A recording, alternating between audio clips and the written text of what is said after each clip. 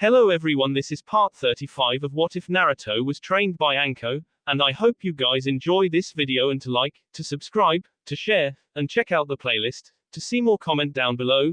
Now let's start the intro. They call me a god. They call me a god. They call me a god. Join my membership, the perks are great. It's in the description. Be sure to like and subscribe, it gives me more motivation. Enjoy. Today was an important day for Rock Lee. A scary, nerve-wracking but very important day for the young taijutsu user, as today was the day that Tsunade would perform the first of many attempts to remove the bone fragments located near his spine. His leg was already healed to a satisfactory level that he could walk around without his crutches, though Tsunade advised him to keep using them for a few more days to give the muscles some time to adjust. Lee was very happy that this part of his injury was over and hoped that the operation today would be a success as well. He trusted Tsunade and believed in her abilities as a medic nin, but he was still a little worried. He had been accompanied by Guy Sensei on the way to the hospital, but he was a bit sad that none of his friends had joined them. He had received several visits from them over the past few days, each wishing him a speedy recovery and encouraging him. He had been very touched by the gestures and promised that he would do his best to join them as soon as possible. Of course, the rest of the genins had told him to wait for Tsunade's permission, but said that once he was cleared by her, then they would help him catch up with the rest of them. Guy, who was walking alongside his favorite pupil, saw the sad look and inwardly smiled. He was very proud of Lee and knew what risks the boy was taking for his dream. He also knew that the rest of the genins wouldn't abandon Lee like that, so they must have something planned later on. The hospital came into view and soon they entered the building, going straight for the reception. After asking the woman for the number of the room where Lee would have to wait, they marched on. Lee opened the door with a sense of dread, but that vanished very fast as he saw all his friends waiting there for him. "Hey Lee, stop standing there and get inside," Kiba called out. Lee nodded and stepped inside the room, still surprised at seeing everyone here. Ino, Sakura and Hinata guided him to the bed and helped him in it. "So are you ready to get better?" Naruto asked. "You bet. I can't wait to start training again. I've had enough of doing nothing all the time," Lee said enthusiastically. "I'm sure everything will be alright, Lee-kun. Tsunade-sama is the best medic nin in the world," Hinata said, smiling at Lee. "You'll be training with us in no time." Soon after everyone wished him good luck and talked a bit, Shizune entered the room telling everyone that Lee needed to get ready. They quickly said goodbye and promised to be there when he woke up after the operation. Lee thanked his friends and followed Shizune behind the curtain. Shizune then explained to him what was going to happen and said that there was still time to reconsider his decision, but Lee was firm and wouldn't back out. About 20 minutes later, Tsunade entered the room and together they left for the operation room. Tsunade had been doing some research for this operation and she believed that she might be able to help Lee without endangering his life. Still, it would take several hours of surgery with a team consisting of several medic nins. One slip-up could mean disaster, and each and every one of them was aware of the risk. Lee took his place on the operation table and looked at the medic nins at his side. "Tsunade-sama, Shizune-san and the rest of you too, thank you so much for doing this. I have full confidence in you, so I'm not afraid," Lee said with a bright smile. "Thank you, Lee-kun, but let's save the thank you words for afterwards, okay?" Tsunade said before she started giving her instructions to her colleagues. Several minutes later, Lee was asleep and they started the operation. The rest of the genin weren't in the mood for training, knowing that their friend was undergoing surgery at the same time, but there was nothing else to do. Tsunade had warned them that the operation would take several hours and none of them wanted to wait in the hospital for so long. So the Junin sensei decided that training should continue as usual, but they could see that the genin were far from interested. After completing the normal training exercises, they decided to separate them into their teams so they wouldn't be so distracted. Anko and Kurenai took their team towards the training ground just next to the forbidden forest that they usually used. "Alright, listen up. We understand that you guys are worried about Lee, but that doesn't mean that you can let your emotion dictate your actions," Anko said sternly. Anko is right. Now we're going to do some team training, and if we see that you don't give it everything you got, then you'll be in big trouble. Is that clear? Kurenai said, equally stern. "Hi, Anko-sensei, Kurenai-sensei," was heard throughout the field. Team 8 knew better than not to give 100% when it came to team training. Glad to see that you understand. Now, this is the situation. Anko is a missing nin of unknown rank and has kped the daimyo's daughter and is holding her captive. You only know the location but nothing about it specifically. The four of you will be responsible of eliminating the missing nin and rescuing the hostage. The time limit is 2 hours, but there are several handicaps you'll have. Hinata will be forbidden to use the Byakugan, Naruto can't use Kage Bunshin, Shino isn't allowed to leave a bug on me, and Kiba can't use his combination jutsu with Akamaru. Kurenai explained the exercise. Hey, why am I the missing nin and you the daimyo's daughter? Anko complained. Because I said so, that's why. Kurenai said, sticking out her tongue, showing that she was joking.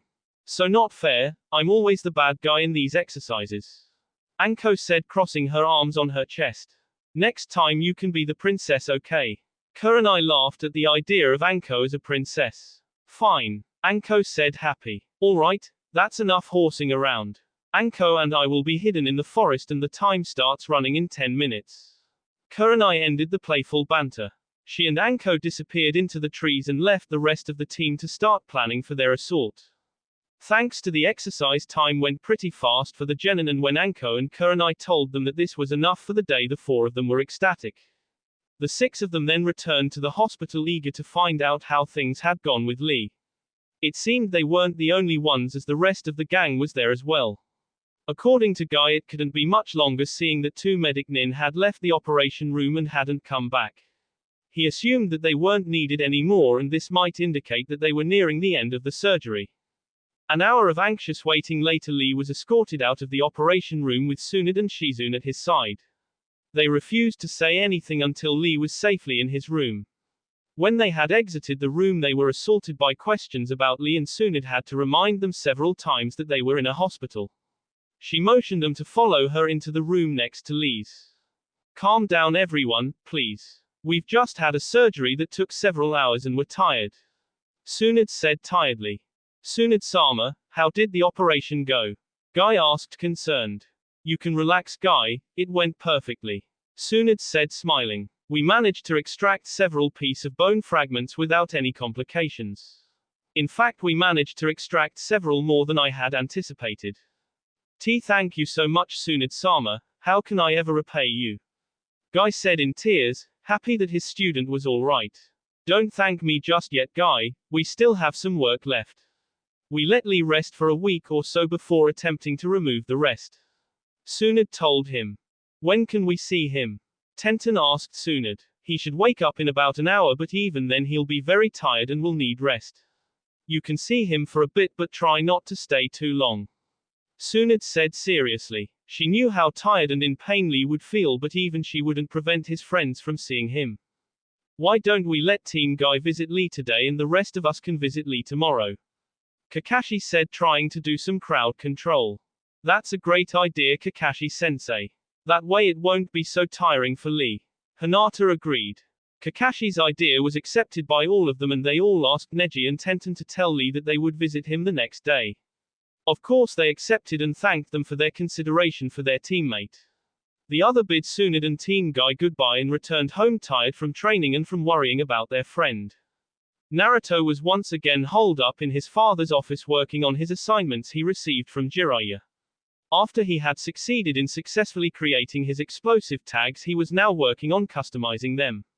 He wanted to have tags with several proportions ready to use at any time. He had made the calculations for tags with different time delays and how big the explosions needed to be. He had also created a tag of his own, but he was tight-lipped about it for the moment. After working for about 2 hours, Naruto had enough of writing and scribbling down the seals, and he went outside to work on his latest jutsu. He was still working on the jutsu that would be equal with his father's, Rasengan, and though he had made excellent progress, he still had a lot of work to do. He went to his usual spot away from prying eyes and started reviewing what he had already discovered. His training had enabled him to hold the jutsu long enough now, but he still needed to work on the shape. It still didn't have the size he wanted, and there was the problem he had encountered. The bigger he made it, the more unstable it became. Once he passed a certain size, the jutsu just collapsed, forcing him to start all over again. It was frustrating to say the least. Anko had seen her lover going outside and knew he would either be working with his tags or on his jutsu. Since she didn't hear any explosions, she figured he was working on his secret project today. She grinned and left the house, sneaking closer to Naruto. For weeks she had been trying to figure out what Naruto's new jutsu was, but once again he refused to say anything about it. No matter what she tried or said, he kept quiet.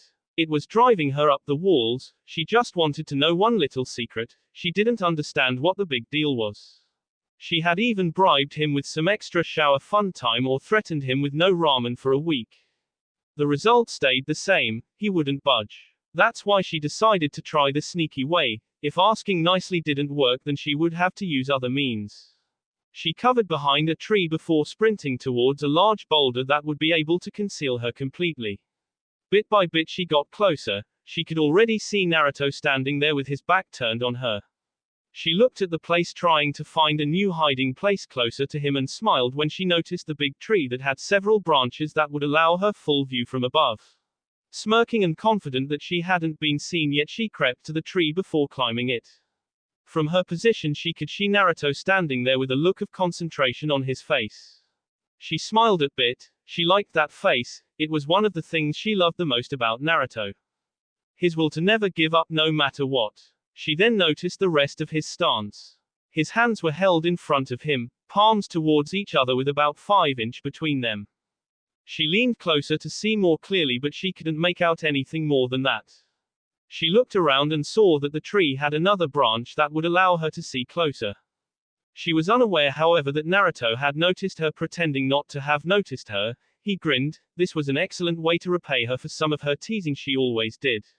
Naruto had long been used to his girlfriend's spying and had taken precautions. He never trained on his special project without making some cage bunshin who surveyed the area disguised and spread around the garden.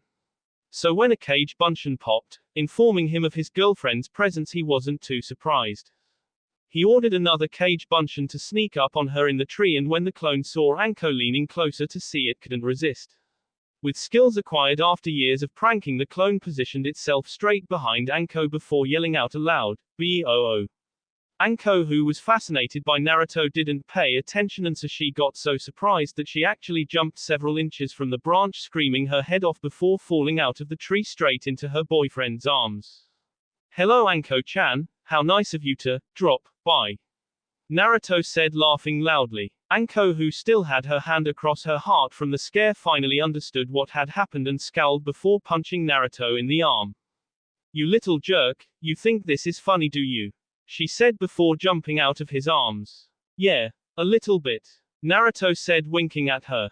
"I'll show you funny, Mr. Smarty Pants," Anko growled before she started to chase him around the garden. If anyone had entered the garden at the moment, they would have seen a laughing Naruto running from a kunai wielding Anko with a predatory smile on her face. After chasing him for about a minute, she caught up with him and tackled him into the shallow pond in the middle of the garden. She sat down on his stomach, effectively preventing him from escaping before she started tickling him. Naruto screamed out in laughter while pleading for mercy but receiving none. "Hey Anko-chan, please have mercy," Naruto managed to say. "There is no mercy on the battlefield," Anko said victoriously before she stopped with her tea. She then bended down toward his lips and started to kiss him. Naruto eagerly responded to the kiss and held her closely. No matter how many times she kissed him, she always had an effect on him. The small kiss turned into a major makeout session before Naruto flipped her over so he would be on top. Anko didn't resist. She loved it when Naruto took control. She smiled at him when he broke the kiss. A bit sad he stopped kissing her, but she recognized the lust in his eyes. She patted herself on the back for having such an influence on her lover. Next thing she knew, she was lifted out of the pond, held closely by Naruto, and carried towards the house. She shivered in anticipation of what was coming. She loved her lovemaking sessions with Naruto, especially after she had managed to turn him on like she did now. She was in for a long night and nothing could make her any happier. The next day, Hinata, Sakura and Ino were once again walking towards the hospital for the daily lessons with Shizune. For weeks now they had been studying medicine with Tsunade's apprentice and they had made some excellent progress. Today, however, they would be allowed to help with the patients. Nothing too complicated, but it was a start. They would be following certified medic nin and assist them where needed. The girls were very happy that Shizune and Suna deemed them ready to start working at the hospital and were eager to show them what they had learned in the past few weeks. "Ah, there you three are. Come on, let's get you ready, shall we?" Shizune said, smiling. Shizune ushered them inside a changing room for nurses and gave each of them an outfit. Shizune almost laughed at their faces when they saw the clothes they would be wearing. It was a standard nurse outfit, a white one-piece dress, a little hat and shoes. Of course the girls protested at first, not wanting to wear the skimpy outfit, but Shizune was firm and told them that this was what they would be wearing while working in the hospital. I feel like one of those girls who work on the street." Ino complained loudly. "Yeah, I mean, could they make this any shorter?" Sakura agreed. Her outfit showed a lot of leg and she felt a little bit embarrassed about it. "Come on you two, it isn't so bad," Hinata said, smiling. Sure, the outfit was a bit revealing, but it could have been a lot worse. Besides, she was already used to wear something thanks to Anko and Kurenai. Both Sakura and Ino gaped at Hinata. Here was the shyest girl in their class, a girl who used to faint when she saw the object of her dreams when he so much as looked her straight in the eyes, and she was telling him not to be such prudes. They wondered what had happened to the girl, but then they remembered who her senseis were and they understood immediately. Being submitted to Anko's fashion sense would make sure that an outfit like this didn't bother you anymore. They looked at Hinata standing there in front of the mirror and they had to admit that she looked fabulous. They felt a little jealous of Hinata, who was much more developed than they were, especially in the chest area. "Wow Hinata, you look great," Ino said, staring at her. "Thank you Ino-chan, you don't look bad yourself," Hinata said, returning the compliment. "You too Sakura." Before Sakura could argue with her friend's opinion, Shizune entered the room to see what was taking them so long. She had a lot of work to do, so she couldn't afford to waste any time. She smiled at the girls and told them that they looked very professional, which made them very happy. She then dragged them outside the changing room and told them to follow her. With the three girls hot on her tail, Shizune made her way to her office. "Alright girls, let me explain what is going to happen today," Shizune said calmly. "Starting today you will be allowed to assist a medic nin. Before you get any ideas, you will not be helping in healing or curing any patient for the time being, as it's much too soon for that. However, you will be joining a medic nin like me and he or she will ask questions and explain things to you with each patient." The girls nodded their understanding at Shizune's words and waited for further instructions. "Please pay close attention to what is happening and be sure to ask if you don't understand anything. They have been briefed about the three of you and they don't mind at all," Shizune continued. "Sometimes a patient will ask that you leave the room if they are uncomfortable with you being there. Please respect that and don't make a fuss about it." After the explanation, Shizune introduced each girl to the medic nin they would be following and assisting. Thankfully the girls were accepted very fast and the medic nins were glad to teach them everything they knew. Inuzuka Hana was carrying her little brother Kiba to the hospital after he hurt himself during training. She shook her head at her foolish little brother. She had told him that this new jutsu was out of his league for the time being, but would he listen? She supposed it was kind of cute how he pushed himself so hard to surpass his friend and rival, but he really needed to learn how to back down. She had seen him practice only to crash headfirst into one of the surrounding trees, effectively knocking him out. Of course, if that was the only thing wrong with him, she would have just stayed by his side until he woke up, but apparently the crash had been severe enough to crack some of his ribs. So she did the only thing a big sister could do and carried him to the hospital. Going to the front desk and explaining the situation, she was told to put Kiba into a bed while they waited for a medic to arrive. After waiting a bit, the door opened and revealed a middle-aged woman and a young girl that Hana recognized as Hyuga Hinata. She remembered that Kiba had said something about her and two other training under Tsunade to become medic nin.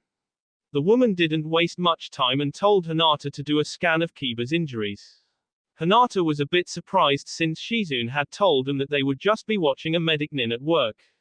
"Well, get on with it, girl," the woman said impatiently. "You won't learn anything with just standing there." "Hi, sensei," Hinata said quickly before approaching the bed.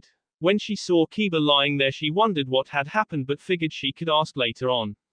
Running through some hand seals, she activated the jutsu and started doing a scan. "Sensei, He has 3 cracked ribs and a small concussion, Hinata said with some uncertainty a few moments later. She was very nervous as the woman was following her actions very closely. When the woman smiled and congratulated her on a well-done diagnosis, she relaxed a bit. Good job, Hinata, the woman said. Remember, a good diagnosis is the first step in correctly healing a patient. Therefore you must always double-check and be very certain that you made the right decision at all time. She told Hinata to step aside so she could start healing Kiba. She started with healing his concussion before she moved on to his ribs. Lucky a few cracked ribs were easy enough to heal and a concussion was something that she had healed 1,000 times before. When she finished she used a special jutsu to wake Kiba up. Ow, where am I? What happened? Kiba asked confused. You're in the hospital and what happened is that you tried that new jutsu and crashed into a tree. Hana said with a stern voice. She would make sure that Kiba got scolded by their mother as well. Kiba nodded at his sister before his eye fell on a familiar lavender-haired, pupil-less-eyed girl. He looked at Hinata with his mouth wide open, unable to say a word. He just kept staring at her, his brain shut down from the sight. Ha ha ha ha, it seems that you have quite the effect on my little brother Hinata-san. Hana said laughing. I think you broke him. Hinata just turned a bright red before hiding herself a bit from Kiba's view. She couldn't believe that Kiba would have such a reaction to seeing her. She was glad Ino or Sakura weren't there to see this, they would tease her for weeks. Or worse, if Anko found out about this she was screwed. Well, seeing that this young man will be fine in a few minutes, I'd say it's time for us to move on, Hinata. The woman said smiling. Come along now. Hinata quickly followed, glad to be able to leave before Kiba came to his senses and she had to deal with his reaction. Secretly she was glad she had such an effect on her teammate, it made her feel good and see. It also did wonders for her self-esteem and the fact that she liked the boy quite a bit. Morning training had been going as usual, starting with Guy's tea workout from hell, followed by either ninjutsu training with Kakashi and Asuma or genjutsu training with Kurenai. Today, however, there would be a new part added to the training. The Junin senseis were satisfied with their students' progress and believed they were ready to start sparring against each other individually or against their senseis in group. Alright, gather around. Asuma called the genin to him. Once he had their attention he continued. First of all let me say, and I speak for all of us here present, that we are very proud of you all. You all have become very strong over the past few months. Therefore we believe it is time to introduce a new part during training. From now on there will be sparring matches every day between all of us. Troublesome. What do you mean, all of us? Does that include you senseis as well? Shikamaru asked, groaning. You're still as sharp as ever, Shikamaru. But yes, that does include the Junin senseis as well. Asuma nodded. Of course you won't be facing a Junin level shinobi on your own. When you spar with one of us you'll be fighting as a team with 2 others. Now for a few rules. These sparring matches are just that. They're not fights to the death or to injure your adversary, is that understood? Asuma said strictly. They're meant to enable you to test your strengths and to understand your weaknesses. Under no circumstances are any of you allowed to permanently injure anyone. Asuma is right. Any breaking of the rules will be severely punished. Kakashi said, backing up his friend and fellow shinobi. The group nodded their understanding. They were sure none of them here would purposely injure another, seeing as they were all friends anyway. Still, accidents happen from time to time, so they promised to be careful. Asuma then continued to explain that the sparring matches would be taijutsu only unless stated otherwise. That meant no ninjutsu or weapons could be used. Of course they would take in account that someone like Tenten wouldn't stand a chance against Neji in a pure taijutsu match, so they wouldn't put her against such an opponent. Other than that, everything was allowed as long as they stayed within the rules. There will be 1 sparring match a day while the other observe and comment later on. Kakashi finished the explanation. The spars will randomly decided by picking a piece of paper out of this box. He said, showing a box with a hole in it on top. He then put his hand inside and took out 2 little pieces of paper and gave it to Kurenai. The first person to spar will be Uchiha Sasuke, please come forward. Kurenai announced. Sasuke stepped forward with a smug expression on his face, eagerly waiting to see who would be his opponent. And the second person will be, Kurenai stared at the paper before continuing. Namikaze Naruto. Naruto jumped up from where he was sitting and walked over to where Sasuke was standing. He wasn't surprised when he saw the satisfied smile on Sasuke's face. Even though Naruto had given up on his rivalry with him, he was curious and somewhat excited to face the boy in a spar. Naruto took off his sword and gave it to Anko, seeing as he couldn't use it anyway. Okay, let me remind you that this is a taijutsu match only. Naruto, that means no cage bunshin or any other ninjutsu.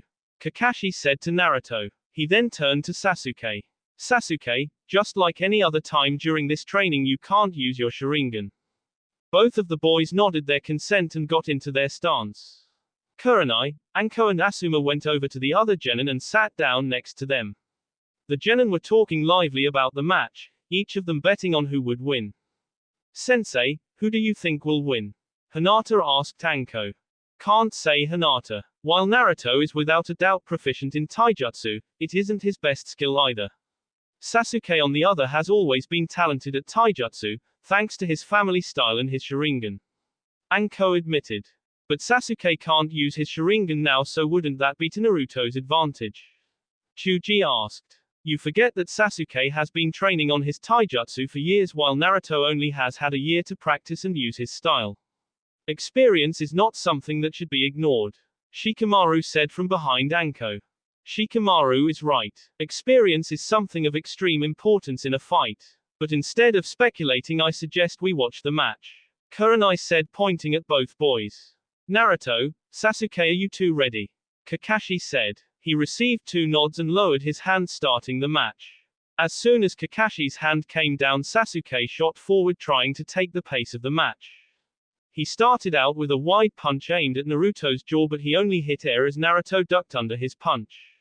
Sasuke then had to jump back slightly to avoid being hit by an uppercut aimed at his stomach. Naruto kept pushing forward and tried kick Sasuke's feet from under him, only to have Sasuke jump over his attack. Seeing his attack missed, Naruto raised his arm just in time to block a roundhouse kick before grabbing Sasuke's leg and started spinning him around. He let go of Sasuke, who was sent flying but managed to land on his feet. They both smirked at each other before they shot forward once again, both pulling their arm back to deliver a punch. Neither of them backed down, and this resulted in a crash where both boys got punched in the face. Momentarily stunned from the blow, they stopped their attack. Naruto was the first to recover, however, and managed to land another hit on Sasuke, nailing him right in the stomach. Sasuke got the air knocked out of him and he bent over, holding his stomach in pain. He wasn't distracted for long, however, as he saw Naruto preparing for another attack. He blocked the kick with his left arm before he slammed his right elbow into his opponent's ribcage. Naruto winced in pain. He wasn't sure, but he felt like he had broken a rib or two from the blow. He didn't back down, however, and exploited Sasuke's proximity by grabbing him by the head with both hands. He pulled Sasuke's head down while bringing his knee up and slammed it into Sasuke's nose, which broke on impact. Kakashi, who had been chosen as referee, glanced at his fellow Junin sensei and nodded. The match had gone on long enough and both boys had been injured. Though the spar had been a little more serious than they had hoped, both boys seemed to be in control of their emotions so far, but he feared that if he let things go on, things would get out of hand. Better to stop the match now when there was no clear winner. Seeing that they were preparing for another attack, he quickly positioned him between them, effectively ending the match. Well done, both of you. Kakashi said quickly. Remember, this is just a spar, so there isn't a winner or a loser. You both fought very well today, and I'm looking forward to see you both progress even further. Naruto nodded and smiled at his teacher's praise and relaxed from his stance. He walked over to Sasuke and held out his hand for Sasuke to shake. Naruto had enjoyed their spar and was surprised at Sasuke's strength and skill. He had always known that Sasuke was an excellent and talented shinobi. If only he could get rid of his arrogant behavior, maybe they could be friends. Good fight, Sasuke. You're really strong at taijutsu. Naruto sincerely said. Whatever, Dobe, if I could use my Sharingan you wouldn't have stood a chance. Sasuke said, ignoring Naruto's words before walking back to the side. The other genin were a bit mad at Sasuke's dismissal of Naruto like that, but let it go when Naruto said that they shouldn't worry about it. He should have known that Sasuke was too proud to accept his acknowledgement. He wondered why Sasuke wasn't tired of being so mad and arrogant all the time. Surely one would get enough of being so moody and grumpy every single moment of the day. Later that day, Naruto returned from performing one of his chunin duties. He had argued with Tsunade that doing too many duties would severely cut his training time, but Tsunade had said that as a chunin he was expected to perform them. Naruto had accepted, not wanting to receive special treatment. That's why he was scheduled to do guard duty at the gate with another more experienced chunin. It wasn't all bad since he got to know some new people and he eagerly listened to their stories and adventures whenever there was a peaceful moment. He especially liked guard duty with either Kotetsu or Izumo, as they were fun guys to work with. They understood the importance of a good laugh once in a while and they had always been friendly with him. So now Naruto was heading home after being relieved of duty. He decided to take a shortcut by going through the training grounds. He didn't expect anyone to still be there, so he was a bit surprised when he saw Sasuke working on one of his Kaiten jutsus. Naruto had to admire Sasuke's determination. To still be training at this hour after a long day of team training and missions was something he respected. Of course, he would never admit it out loud. He watched as Sasuke crashed down on the grass after performing the jutsu one more time. Seeing that this might be a time to talk to the boy, Naruto approached him. Still training hard, huh, Sasuke? Naruto said, smiling. Sasuke, who hadn't noticed Naruto's presence until then, glared at him before answering. Are you spying on me, Dobe? What do you want? Sasuke sneered. Nah, I wasn't spying on you. I just finished guard duty and was on my way home, that's all.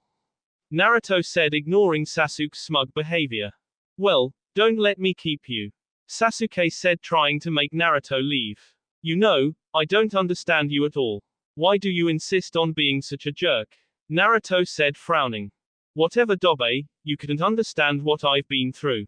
Sasuke said, turning his head away from Naruto. He really didn't want to discuss this with the one he saw as a not-so-friendly rival. Maybe not, but I do know what it means to be alone. You're not the only one who lost his parents, you know. Naruto admitted. Shut up, Dobe. How would feel if you saw your brother K, your father and mother, in front of you? Sasuke all but shouted. Honestly, I don't know, because I have no idea what it means to have a brother or parents. Naruto said solemnly. My mum and dad SD when I was just a day old, remember? I grew up alone thinking they didn't love me or abandoned me until I made Genin. That's why I said that I know what it means to be alone. I don't need your pity. Sasuke yelled. Pity? Is that what you think this is? Naruto asked, bewildered. I don't pity you, Sasuke. On the contrary, I envy you. You at least had a chance to know your parents, even if it was only for a few years. That is something I will never have. You know, I used to be jealous of you. You were loved by almost the whole village. Everyone adored you, yet you pushed everyone away. I never understood that, but I'm sure you have a reason. Don't concern yourself with my life, Namikaze. Sasuke remarked. Besides, I don't need to explain anything to you. Fair enough. But let me warn you, Sasuke, if your quest for power endangers Konoha or anyone living here, I'll personally stop you. Naruto warned him. Whatever, Dobe, don't think that because you're the son of a Hokage that you can threaten me. Sasuke said with his usual sneer on his face. This has nothing to do with who my father is, Sasuke.